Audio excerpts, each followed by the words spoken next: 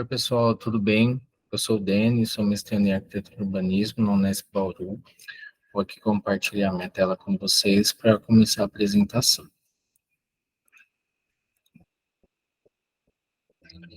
Então, aqui, o nome da nossa pesquisa é Adolfo Oeste, traçado do agrimensor no urbanismo fomentado pela ferrovia.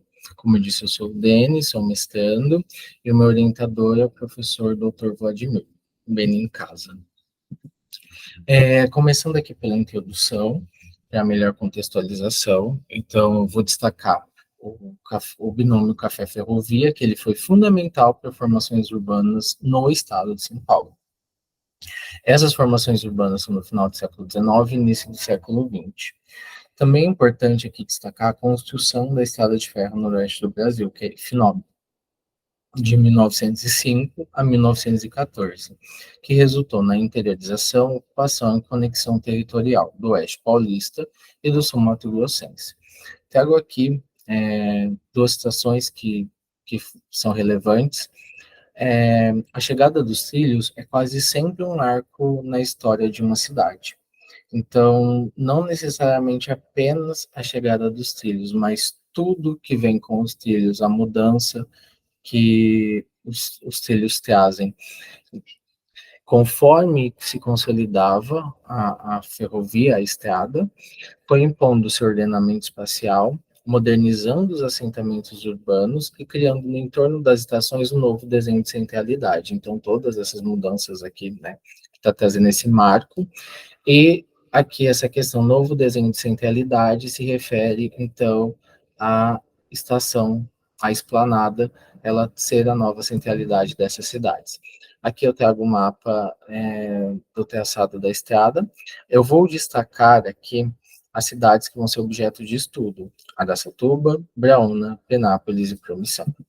Aqui eu trago um mapa antes da crise do café, que a gente consegue ver o tanto que essa mancha de plantação de café ela está ocupando no estado, né, sendo bem relevante. Então, o binômio café-ferrovia, ele acelera o ritmo de expansão urbana nas cidades do interior em que a lavoura vai se instalar, e com isso vai se tornar comum um novo profissional. Esse profissional é o agrimensor, que a importância dele a gente consegue entender pela questão do traçado, que vão dar origens a arruamentos, lotes e glebas, que posteriormente vão originar cidades, e ele também trabalhava junto às companhias ferroviárias, demarcando lotes rurais junto aos trilhos, que vão determinar futuros traçados urbanos junto às estações.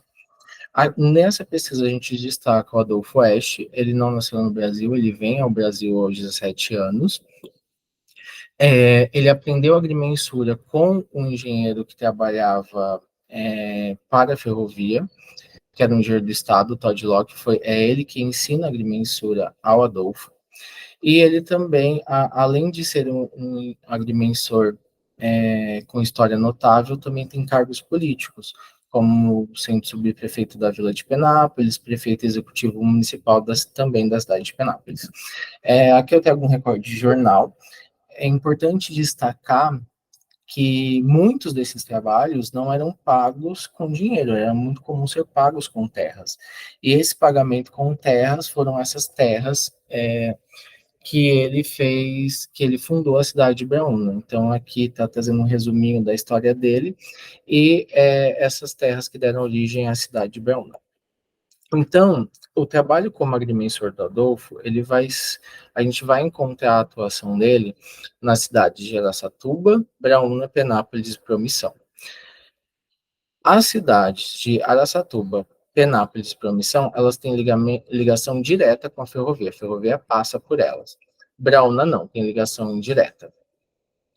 Porém, a cidade de Braúna e Promissão, elas têm histórias de surgimento próximos, pois as duas glebas, as propriedades, eram do Adolfo, ele que era proprietário, e fez a fundação das cidades. Aqui a gente trata como influência ou memória do Adolfo, porque a cidade de Araçatuba, ela foi redesenhada por ele, e o traçado original não é dele. Então, aqui, trazendo sobre os objetivos do trabalho, então a gente vai ter como objetivos principais estudar a forma urbana dessas cidades, o núcleo original delas, que tem memória e influência de Esche, e entender se há particularidade no trabalho dele ou ele vai seguir um padrão comum, essa metodologia de trabalho. E como objetivos secundários, traçar hipóteses sobre os motivos que levam a adotar padrões projetuais no urbanismo dessas cidades. Essas cidades, as cidades aqui que eu vou tratar como cidades do Noroeste, vou explicar melhor à frente. A metodologia do trabalho ela se divide em algumas fases. A gente vai ter a fase do levantamento e leitura de referencial teórico da temática, que vai abranger o processo de expansão e formação urbana no interior paulista, a questão do traçado regular e a influência da ferrovia no processo de ocupação de terras, o papel do agrimensor no processo de urbanização, vai envolver pesquisa de campo para coleta de dados, busca de informações a mais, já que esse tema também ele é bem escasso de pesquisas. E a última fase, e a mais importante, que é a sistematização e análise desses dados, análise desses núcleos originais dessas cidades, onde a gente vai ter alguns pontos que vão ser primordiais para análise, como o traçado, o desenho dos lotes, das praças, o local da implantação de referências arquitetônicas, como igreja, prefeitura e estação ferroviária, e também as características da implantação, como relevo, vegetação e hidrografia. Para entendimento dos resultados, é importante aqui a gente destacar a diferença de dois tipos de cidades. As cidades cafeeiras, que elas são cidades que tiveram origem no início do século XIX, a partir de patrimônios religiosos, desculpa, administrados pela fábrica paroquial, e as cidades aqui que eu estou chamando como cidades me referenciar a elas como cidades do Noroeste, que são cidades republicanas do início do século XX, como da região Noroeste, daqui a minha estação, fomentadas pela ferrovia. As diferenças dessas cidades, elas vão se dar pela implantação. Nessa primeira, ela vai se implantar o ponto central dela no ponto mais alto para receber a capela, e aqui ela vai normalmente estar em pontos mais baixos, próximos a cursos d'água. O largo, ou a praça, nessa primeira cidade ele vai ser junto à capela, já nas cidades do Noroeste ela vai ser tangente, normalmente fronteira à fachada da estação, não a parte de trás. A expansão e crescimento dessas cidades, nessas cidades cafeeiras, com um ponto central sendo a capela, ela vai ser em formato radial e paralelo, e já nessas cidades da Noroeste, ela vai ser linear, porque a gente vai ter aqui a esplanada, a fachada dela, e ela vai crescer linearmente da fachada para frente, normalmente da fachada. O edifício religioso, nessa primeira cidade, eles vão ficar no centro e vai ter intervenção da fábrica paroquial. Nas cidades do Noroeste, esse terreno normalmente é doado por fiéis e também a construção dessa capela, então nem sempre vai ficar em pontos centrais também e nem sempre ela vai existir inicialmente no arruamento. Os principais espaços urbanos vai ficar Lindeiros nessa primeira ao Largo Religioso, e nas cidades do Noroeste, na área frontal, a esplanada. Aqui a gente consegue comparar a importância da esplanada ferroviária à capela dessa primeira cidade citada. A importância delas aqui próximo. E essas características essas características das cidades do Noroeste, elas são resultados da preferência e escolha por terrenos para implantação dos trilhos que a companhia da Estrada de Ferro fazia. Eles tinham preferência por terrenos mais planos e normalmente esses terrenos planos eles vão se dar próximos a cursos d'água. Então aqui a primeira cidade que a gente vai trazer aqui a análise é a cidade de Araçatuba, a estação de Araçatuba. Essa estação ela chega no quilômetro 281 da Estrada de Ferro, chegou nesse ponto em 1908. Esse traçado original ele foi feito pelo engenheiro François Chartier, e o redesenho foi feito pelo Adolfo. Aqui a gente não consegue entender o quanto, não há documentação necessária para entender se esse desenho, ele é realmente, esse traçado, esse desenho, ele é realmente fiel, ou se ele tem alterações, ou o nível dessas alterações, tá? E aqui, fazendo análise, então, desse traçado inicial, a gente vamos ver aqui importantes características, né, então, desse características desse tipo de cidade da Noroeste. A gente tem aqui, então, a esplanada paralela ao córrego. Aqui a gente vai ter uma praça fronteiriça à esplanada.